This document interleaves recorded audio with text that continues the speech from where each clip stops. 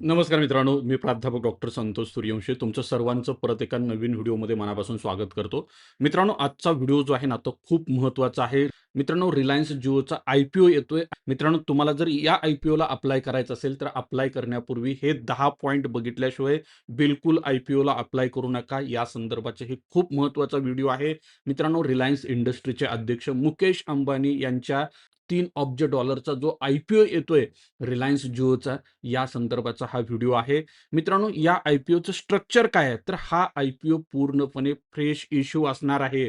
ज्यामध्ये सुमारे 27 कोटी नवीन शेअर्स विक्रीसाठी उपलब्ध होतील आणि यात ऑफर फॉर सेल नसेल. यातील 50% भाग हा संस्थात्मक गुंतवणूकदारांसाठी, किमान 35% भाग तुमच्या आणि माझ्यासारख्या किरकोळ गुंतवणूकदारांसाठी राखीव ठेवण्यात आला आहे.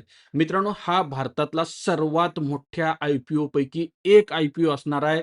या आय-पी-ओचा जर आकार बघितला, तर तो 27,500 कोटी रुपये असण्याची शक्यता आहे.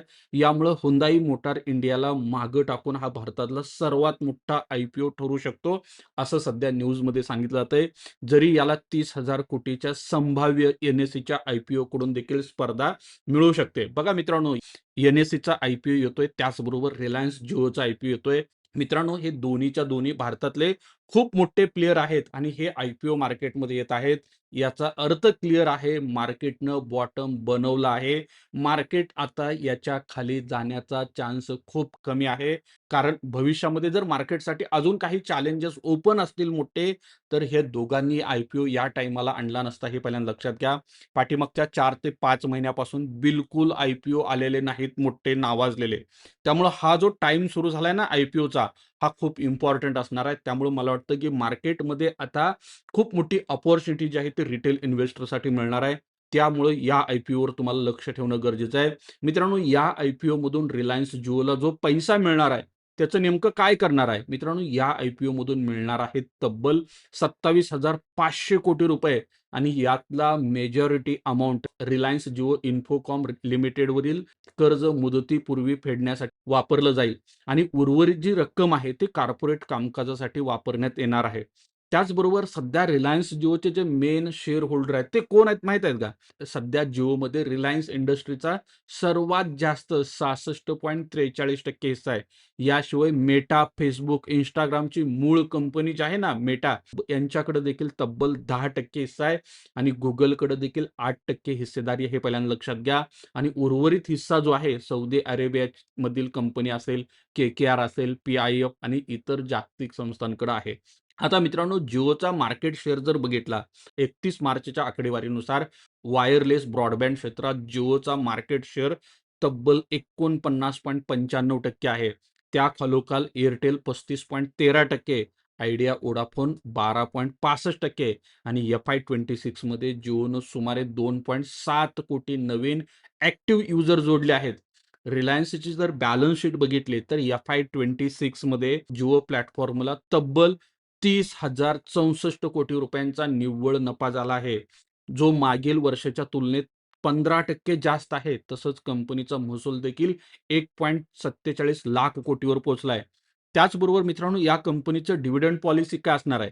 मित्रांनो, भविष्यात लाभांश दिला जाईल याची कोणतीही हमी कंपनीनं दिलेली नाही. लाभांश देणं हे कंपनीचा नफा आणि भविष्यातील विस्तारासाठी लागणारा निधी आणि एकूण आर्थिक परिस्थितीवर अवलंबून असेल, असं कंपनीनं सांगितलंय. आता मित्रांनो, या आय-पी-ओला जर आपल्याला अप्लाय करायचं असेल, तर गुंतवणुकीमध्ये असणारे संभाव्य धोके काय आहेत? तर मित्रांनो, सर्वात मोठा धोका जो रिलायन्स जिओच्या समोर आहे, तो काय माहिती आहे का? टेलिकॉम परवानगी मिळवण्यात किंवा स्पेक्ट्रम लिलाव्यात जर अपयश आलं, तर हे खूप मोठं अपयश जे आहे ना, ते रिलायन्स जिओसाठी असणार आहे.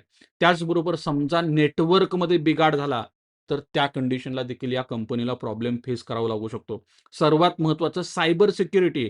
सायबर सिक्युरिटीच्या प्रश्नावर या कंपनीला काम करावं लागणार आहे आणि त्याचबरोबर वाढती स्पर्धा आणि मोठे कर्ज जिओ व्यवसायासाठी सर्वात संभाव्य मोठे धोके असणार आहेत. असं यामध्ये क्लिअरली स्वतः रिलायन्स जिओनं जो मसुदा तयार केला आहे, जो सेबीकडे सादर केला आहे, त्यामध्ये ते म्हटलंय. आता मित्रांनो, मुकेश अंबानींचं काय मत आहे? 49वी जी ए-जी-एम झाली, मुकेश अंबानींनी या ठिकाणी स्पष्ट केलंय, हा आय-पी-ओ रिलायन्सच्या भागधारकांसाठी अत्यंत फायदेशीर ठरेल आणि भारत जागतिक पातळीवर तंत्रज्ञान कंपनी उभा करू शकतो, हे यातून सिद्ध होईल. तसंच आकाश, ईशा आणि अनंत अंबानी हे या आय-पी-ओचं पूर्ण नेतृत्व करतील असं त्यांनी सांगितलंय. त्याचबरोबर सॅटेलाईट इंटरनेट योजनेचा देखील या ठिकाणी रिलायन्स जिओ प्लॅन करतंय. जिओ आता केवळ फक्त जमिनीवरच्या नेटवर्कपुरतं मर्यादित न राहता सॅटेलाईट इंटरनेट क्षेत्रात देखील उतरण्याचा प्रयत्न करणार आहे. पुढील 2 ते 3 वर्षात अवकाशात 650 किलोमीटर उंचीवर 1600 ते 1650 लो अर्थ ऑर्बिट उपग्रहांचं जाळं उभारण्याची देखील त्यांची योजना आहे. यासाठी त्यांनी प्रस्ताव देखील दिलेला आहे, हे पहिल्यांदा लक्षात घ्या. म्हणजे थोडक्यात जर बघायचं झालं, तर मित्रांनो फंडामेंटली ही कंपनी खूप स्ट्राँग आहे. खूप मोठा आय-पी-ओ आहे आणि सर्वात महत्त्वाचं मुकेश अंबानींच्या नेतृत्वाखाली हा आय-पी-ओ येतो, हे पहिल्यांदा लक्षात घ्या. त्यामुळे मला वाटतं, की तुम्ही प्रत्येकानं या आय-पी-ओला अप्लाय करण्यासाठी सज्ज झालं पाहिजे. एक मोठा लिस्टिंग गेन मिळवून देण्याची क्षमता असणारा हा आय-पी-ओ आहे, हे पहिल्यांदा लक्षात घ्या. त्यामुळे बघू या आय-पी-ओला येणाऱ्या दिवसात कसा रिस्पॉन्स मिळतोय, त्याची प्राईस बँड किती असणार, एक्झॅक्ट कुठल्या तारखेला येणार, या संदर्भात अजून अपडेट येणं बाकी आहे. ते अपडेट आल्यानंतर ते देखील अपडेट मी तुम्हाला कळवेल. मित्रांनो, तुम्हाला आजची माहिती आवडली असेल, व्हिडिओ आवडला असेल, तर नक्की YouTube चॅनलला लाईक आणि सबस्क्राईब करायला विसरू नका आणि हा व्हिडिओ देखील जास्तीत जास्त तुमच्या मित्रांना शेअर करा. धन्यवाद. Investments in securities market are subject to market risks. Read all the related documents carefully before investing.